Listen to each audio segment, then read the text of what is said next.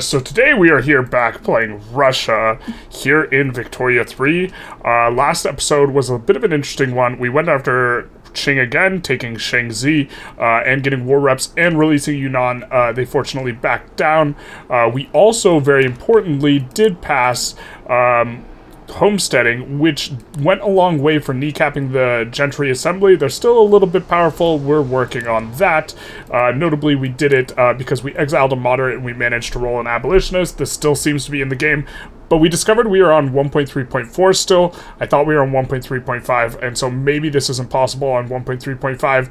Not 100% sure. Moving on, we are about to get, interventionism, and we expanded our market greatly, and we did a little bit of work in the interim in regards to our market, because we are about to pass interventionism, and we should have been a little bit more heads up about this before, but we went in and we made sure that for everything we want to, be actively importing, we did put protect domestic supply, and for everything we want to be actively exporting, we put in, encourage exports, because we just want to move the price up as much as possible in the case of the hardwood, because we have so much forestry. It'll be really, really productive.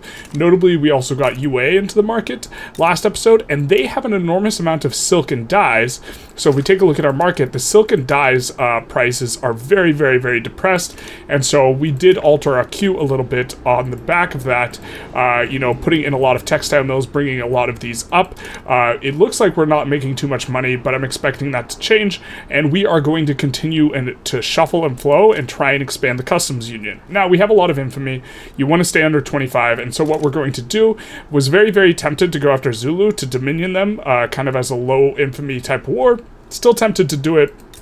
But if we do this, there's a slight chance the UK joins against us because they have an interest here, and we are infamous, so they're much more likely to join against us. So what I'm thinking we will do is we will instead declare open market in Japan, which this is a very useful war, and if Great Qing joins on their side, we will just release Mongolia and get war reps from Great Qing, and that won't be a very big deal. And if no one joins on their side, we will just take war reps and open Japan's market, and so this will be pretty nice. And so we're kind of expecting to incorporate more people into the market this episode, as well as have an enormous come up off the back of interventionism, and also, the fact that getting UA into the customs union and getting this clothes, I think this will be really useful. We are going water tube boiler, which is a very important tech. After this, we will going pharmaceuticals quinine, and after this, we'll probably be going mechanized workshops, which will improve the economies of scale throughput bonus. For now, without that bonus, we're just looking to kick things up to level 21.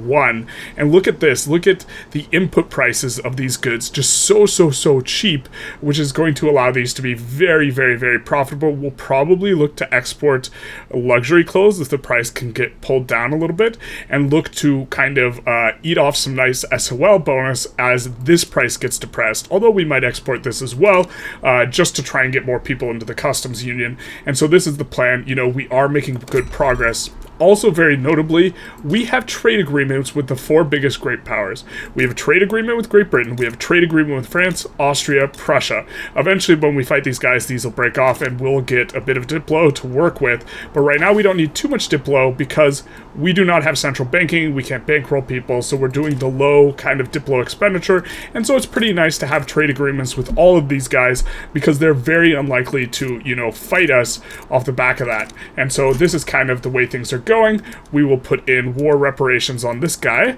We'll make sure to do it before here so he doesn't back down, and we'll be off on our way. So we see China join, which wasn't quite expected, but we just put in war reparations. If it goes to war, we'll renew the war reparations and it won't be a big deal. Nice to get that one off.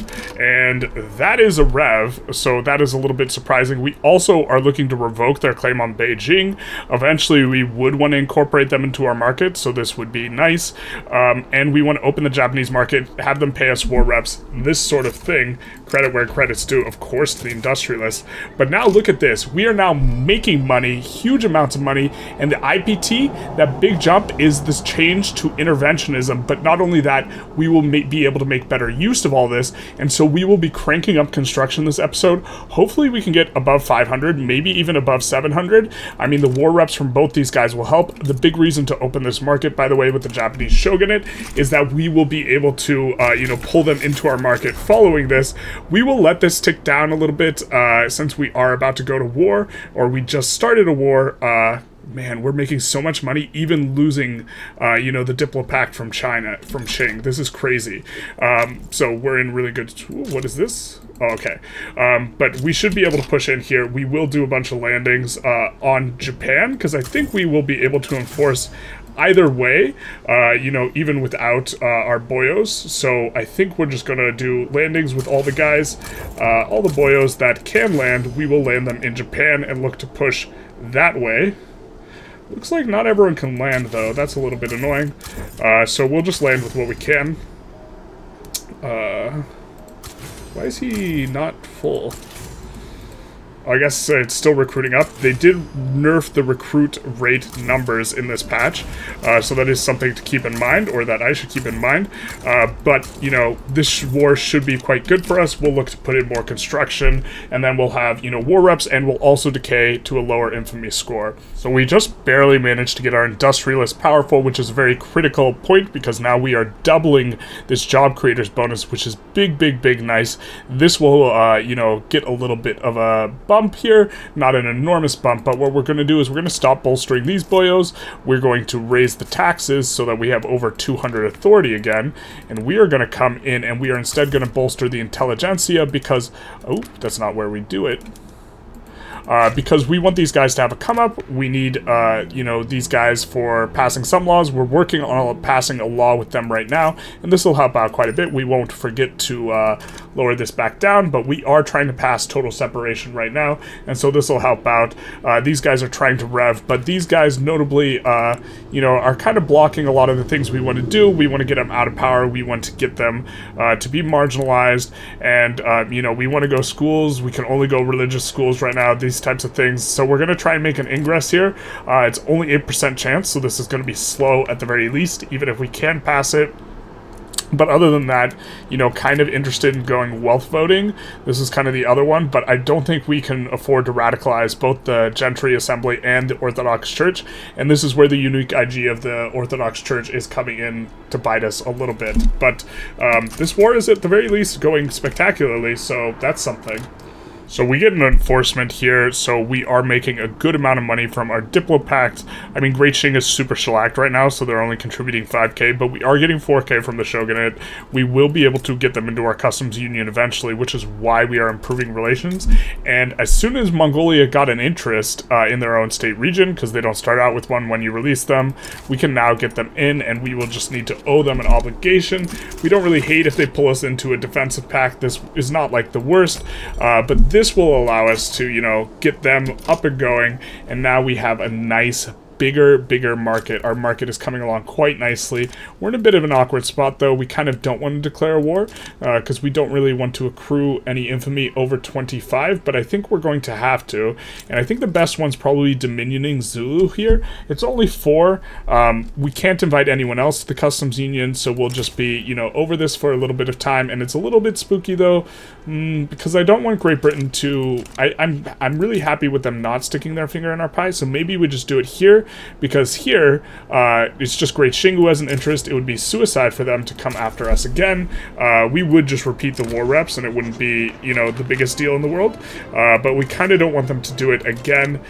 We just want these guys to back down. We're hoping that they back down. Well, we're going to put in war reps, and we're going after Khaken specifically. That way we will be adjacent to the Sikh Empire, so we can start trading with them, which will be pretty good. So we're going to put in war reparations, as well as maybe ban slavery, just to make it so that they are more likely to back down, and we'll continue along. We have upped construction a little bit. We're going to look to keep upping it and also resolve our bureaucracy problem. Well, it looks like we beat China down enough for this to happen, so now it's just the Empire of China. They must have gotten enforced on.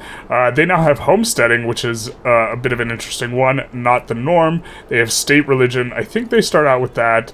It looks pretty normal. They have monarchy. They have oligarchy.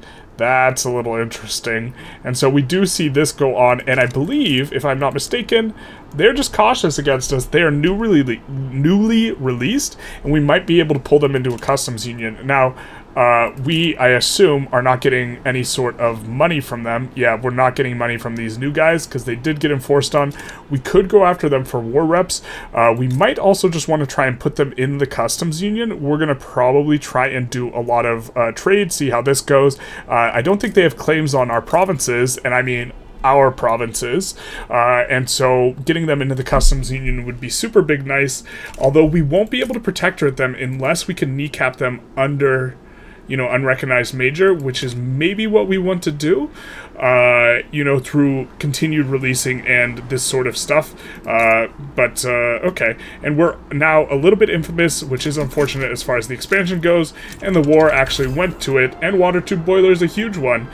We are going to turn on all of these and be big happy, because this is going to represent a huge bump in our economy, a huge jump up, and so that is going to be super nice as well. We get a little bit of an event ski here. I don't think we're going to, yeah, we're just going to take this minus standard of living. It's unfortunate, but it's not a huge amount of area. This revolution will not fire, but there is a good chance that, yeah, we just break the total separation because we get negative events. Now, I believe you can still tick through. We are on consideration and get a lucky event. I'm not sure exactly how this works, but we'll see what we can do. We can switch to something else, but we do need to, we really would like this clout to be assigned, that is currently, you know, in the Orthodox Church, to be assigned to other parties. This is really what we would want, and currently it is obviously not. So we had to come off of trying to get total separation. Also, we are trying for this war down here.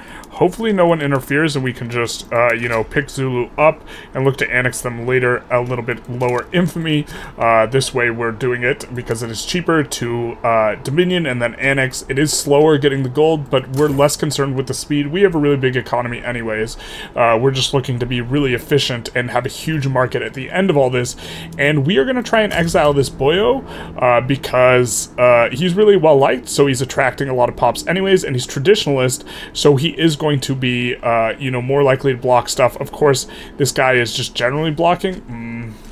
Actually, maybe this is not the way, because the traditionalist doesn't even it's not creating any new problems. The real problem is this guy is, he's cock blocking us. I mean, maybe we just eat the birth rate and the authority bonus. Like, this is maybe not terrible. The thing is we really want to get onto wealth voting, and this is going to, I guess it doesn't quite radicalize both these boyos, and maybe this is the way to go. We'll try and see what this looks like. It's a little bit close. The industrialists are really caked up right now. We can't get them both in Gov. These guys are not quite -10 unhappy, and so that's good. And maybe this combined with like lowering taxes or something is something we could do. But if we can manage to avoid a revolution, Greece wants a trade agreement. That's a little bit interesting. Are you even close to getting a customs union? They are a little bit close. I don't hate it, but I don't love it either. Greece is really small. I think we're just gonna, I think we'd rather float our influence for now, but I think this is indicates, no, we're not even that nice. But Zulu backs down, which is super nice. At this point, I think we just sit on our infamy as well. We did get the construction up to 500 as well, so up about 160. We kind of pulled the slack out of, you know, the cheap dyes, and now we just kind of have cheap silk. We can't really import it very profitably, except from China, and the dyes, maybe we can find a nice import, but once we get this below 25, we should be able to incorporate a couple more boyos into our market, hopefully speaking. And it looks like the wealth voting is not causing a rev, which is spectacular. And so we'll be able to do this, and then once this goes through, then we'll be able to pass a lot of other laws, I think. So improved agriculture, and that spread to us, and unfortunately, we don't have any chemical plants going because you need intensive agriculture in order to do it. So we're not going to turn it on quite yet. I've generally started to stop using intensive grazing ranch, the PM, instead preferring to allow, you know, here, let's just put this in the queue so we can look at it. Instead, preferring to allow all of my fertilizer to come from chemical plants, because this seems to make the chemical plants a lot more profitable. So what we're going to do is we're going to put like 11 chemical plants at the front of the queue, and these will just produce fertilizer, and then once these start to finish, then we will, you know, crank all these up to soil enriched farming, and so they will be getting all their fertilizer from here in particular. That way when we go LeBlanc, when we go explosives, it will be more profitable, although this will make our, you know, what is it, our cow farms a little bit less profitable, but we don't really want a ton of them anyways. So we were just about to accept Austria's proposal of an alliance, but then we saw that Mexico called this in, and I assume this would count as rejecting even if we are no longer eligible for an alliance. So unfortunately we won't be having an alliance with Austria, we'll instead be having one with Mexico, but we are looking to protectorate Mexico in the near future anyways, and so we really don't hate this, but this does make it so that we in general want to be starting wars. We are notably now not infamous, and so we are going to take a look and see if we can, which is why Mexico wanted to ally us, if we can get anyone in the customs union, and hey, we can get Persia and Sweden just by offering them obligations. We're going to continue to do this because we can't bankroll yet, and so we're going to owe obligations to both these boyos, which will be pretty nice, or well, owing the obligation won't be nice, but expanding the customs union will be nice. Because now it's ever bigger, things are going swimmingly, and we want to declare war. The reason being, we don't want Mexico to declare war. I don't think. I guess we wouldn't mind fighting the USA.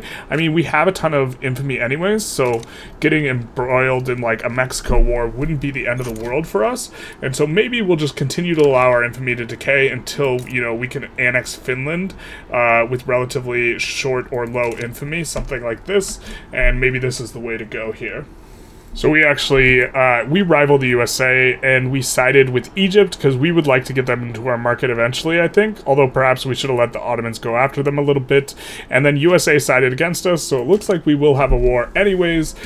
We are fully mobilized for this war. We do kind of want to get it in. We are not offered anything, and so this will just be, you know, for funsies war, I guess. We'll look to put in landings and push the Ottomans. The USA doesn't have any troops here, so this should be a little bit of a roll. So we just get done enforcing on the Ottoman Empire.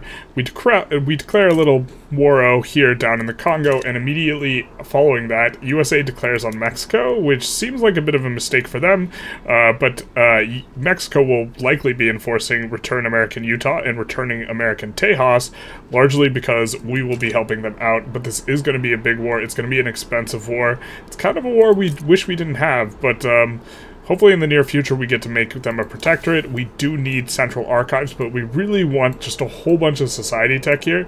You know, we are researching Quinine, so we can try and cut off Great Britain out of all colonization if we can. We really want dialectics. We want to start ramping up our universities and this sort of thing. Also, I believe it increases max level of education, which we're going to be looking to do after we get total separation, which will be after, you know, what we're going for now, which is wealth voting. Egalitarianism is going to be a huge one. And, you know, central banking allowing us to bankroll to continue with this, like, Diplo sort of small ball expansion that we've been doing. And so, yeah, this is the way things are going. We are going to have some convoy problems, so we're going to try and do something. Why is Portugal siding against us? We'll sort out exactly what we want to do there. Probably just asking war reps for them, something like this. I'm fairly confident Congo has a decent chance of backing down here, but we do have loans, and we do have the secondary play here, and they do have a lot of gold reserves, so maybe not, but we'll probably just put in for Portuguese war reps, something like this. I don't think we want to take states off of them or something like that, but yeah, so we're just, it's looking like, it's shaping up like it's going to be Russia versus USA, which is, you know, familiar in a way. So the war with the US is going pretty well. We should be enforcing on them in not too long. We don't have anything to gain from it other than to stop their ingress into Mexico, but what we are also doing over here is we are building a max throughput university. We're starting to have an even balance. Really want to try and be able to push the tech, and we get wealth voting here, which is going to be a big one. We're probably going to wait until the election to do anything, because we're not going to be very legitimate. Kind of want to see what the legitimacy looks like, but we'll probably hope to have, you know, an industrialist intelligentsia block that allows us to really kind of go after national supremacy, state religion, these types of ones, in addition to, you know, we want to get on a free trade. probably the biggest, if we can stomach it, going off of monarchy will be pretty big, because then we can pass a bunch of stuff. Yeah, we really want to get some schools, and we really want to get off of state religion before we do that, and so we might wait until the end of the election and then look to put something in, let everyone kind of calm down a little bit, and win this war here with the USA. So it looks like our agrarian party won the election, and now perhaps homesteading is starting to not look quite as good, because it is kind of preventing us from, you know, having a very legitimate government, although I think the bigger thing to blame is the fact that we're still on monarchy. We can notably reform the government so that it is rural folk and or reset. We can do this. This is fairly legitimate. It does get the gentry assembly out of government, and so this one looks pretty good. And then we can again kind of go after total separation, looking to do this, or we can kind of go parliamentary republic. I think that this will be a little bit too much. I think this rev will be a little bit uncomfortable, and we're generally uncomfortable revving on this patch because AI seems very aggressive in joining in on your revs, and so while the rev itself might look okay, you know, it's perhaps not too well, maybe this is okay. If just the gentry assembly revs, this will be pretty fine. We should be able to put down that, or that rev just shouldn't pop because they just don't have enough clout. They have very, very little clout now that it's wealth voting, and they don't have all that much wealth because, again, we're on homesteading. They have a bit of clout from this, and so maybe if we do that, and this also attacks their clout as well, and boosts up the petite bourgeoisie, which we'd love to get their bonus on the lowered reduced interest rate. And so maybe this is a nice little interim pass. If these guys ever came up, we would be getting loan interest rate, which is a really good modifier. And so this feels pretty good, and if they rev, they rev, but I think it's a pretty small rev. Notably, we have a movement to enact freedom of conscience, but we want to go all the way to total sep, and we're just kind of waiting for Mexico to say, hey bud, it's enough, it's time to go home, and by home I mean out of Texas, because Mexico's taken it. So we enforce on the USA here, and I think we're going to call it an episode. This one was pretty big. We got interventionism. We added 200 construction. We're still making a ton of money, so we're probably going to add more construction, and the investment pool is growing quite a bit, so really going to add construction. You know, huge come up on that front. We expanded the customs union a little bit, if I'm not mistaken. Not too much. I believe we got Persia in there. Mongolia might have been there before. I'm not 100% sure. And, you know, this happened to China, which may be the biggest thing. Poor China is not doing very well, and we do seem to be kind of developing a rivalry slash slapfest with the USA, which, you know, we're delighted to have return some dirt to Mexico on this front, especially because we are going to eventually protectorate them and incorporate them, or look to, as part of our thing. And also, we did cut off Great Britain. Didn't really mention it, but we have gotten here cutting them off, and we have a decent amount of infamy to work with here now, so we're probably going to do a little bit of a bigger play, probably annexing Peru, Bolivia. This seems like the good one to go for. It's going to get progressively more expensive, and so with this out of the way, it will, I mean, it's going to kick us over 28, but yep, that'll be next episode's problem. I hope you enjoyed this episode. Feel free to like, comment, subscribe, share, and or hit the notification button. And other than that, have a good day. Although I haven't given the spiel about walking for a while. So walking's good for your health. If you've been sitting at the computer a while, maybe get outside and take a walk. You know, tremendous for just about everything useful, like chess masters walk, or not walk, but they do cardio of various kinds, of which walking is a kind, you know, to play better chess. And so even if you're doing something cerebral, intermittent walking is going to be useful in that regard.